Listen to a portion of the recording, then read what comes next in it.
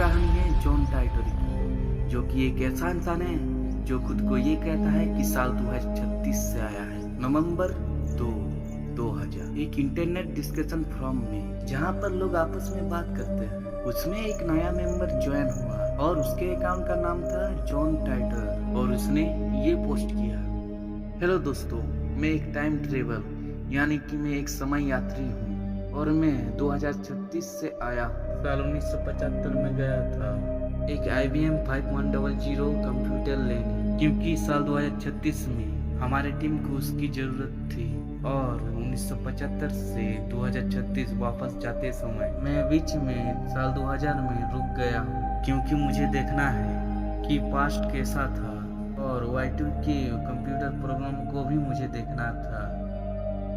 इस मैसेज ने पूरे इंटरनेट को हिलाकर रख दिया था, पर ज़्यादातर लोग ये मान रहे थे कि ये कोई फेक प्रोफाइल वाला आदमी है जो सिर्फ पब्लिसिटी और फेमस होने के लिए ये कर रहा है। ज़्यादातर लोगों ने तो इसे सीरियसली नहीं लिया। फिर उसके पोस्ट का रिप्लाई करते हुए बहुत लोगों ने कहा कि अगर तुम सच बोल रहे हो तो इसका कोई प्रूफ दो हमें। उसके बाद उसने जो भेजा सबके होश उड़ा दिए। उसने उस टाइम मशीन का डिजाइन पोस्ट किया और यहाँ तक कि उसने उस टाइम मशीन की एक्चुअल फोटो भी पोस्ट की। ये देखकर तो सभी के होश ही उड़ गए। किसी को समझ में नहीं आ रहा था कि ये क्या हो रहा है।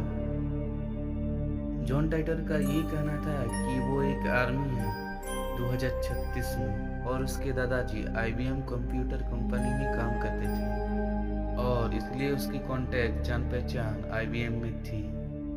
और IBM कंप्यूटर ही एक ऐसी चीज थी जो कि उसकी भविष्य की कंप्यूटर प्रॉब्लम को भी सॉल्व कर सकती थी। इसलिए वो टाइम मशीन की मदद से वापस गया था 1975 में। आपके मन में ये सवाल आ सकता है कि अगर वो सच में फ्यूचर से आया था तो उसे तो सब पता ही होगा कि आगे क्या होने वाला है। तो क्या उसने किसी घटना के बारे में बताया था? जी हाँ, यही तो अजीब बात है। उसने बहुत कुछ बताया था। जॉन टाइटर ने एक पोस्ट किया था जिसमें उसने ये लिखा था कि पेरू में एक बहुत ही बड़ी अर्थक्वेक आने वाली है। उसके उस पोस्ट के कुछ महीनों बाद ही 23 जून 2001 में पेरू में इतिहास का सबसे बड़ा भूकंप आया। उसने ये भी वार्निंग दिया था हम लोगों को कि स्पेस शटल ओवरहीटिंग प्रॉब्लम को सॉल्व कर लो, नहीं तो भविष्य में बहुत बड़ा हादसा हो जाएगा। और इस पोस्ट के बाद 21 फरवरी 2003 में हमें ये घटना एक्चुअल में देखने को मिली। कोलंबिया स्पेसक्राफ्ट इसी दिन दुर्घटनाग्रस्त हुआ था। और उसने और भी बातों को बताया, जैसे ओलंपिक 2004 ही आखिरी ओलंपिक होगी। और उसने कई घटनाओं के बारे में अलग अलग कहा, जैसे कि हम जानते हैं कि ये बातें गलत साबित हुई। और उसकी सारी बातें एनालिसिस की जाए तो आधी बातें झूठी साबित हुई और आधी बातें सच्ची। अगर आप इसे डीपली देखोगे, किसी इंसान की आधी भविष्यवाणी सच कैसी हो सकती है और वो इतना भविष्य के बारे में कैसे जान सकते हैं।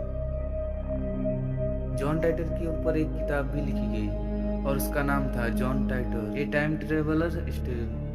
मार्च 2001 जॉन टाइटर ने एक आखिरी पोस्ट किया, मतलब इस डेट के बाद उस अकाउंट से आज तक कोई पोस्ट नहीं हुई और इस तरह वो रहस्य बन के हमेशा के लिए गायब हो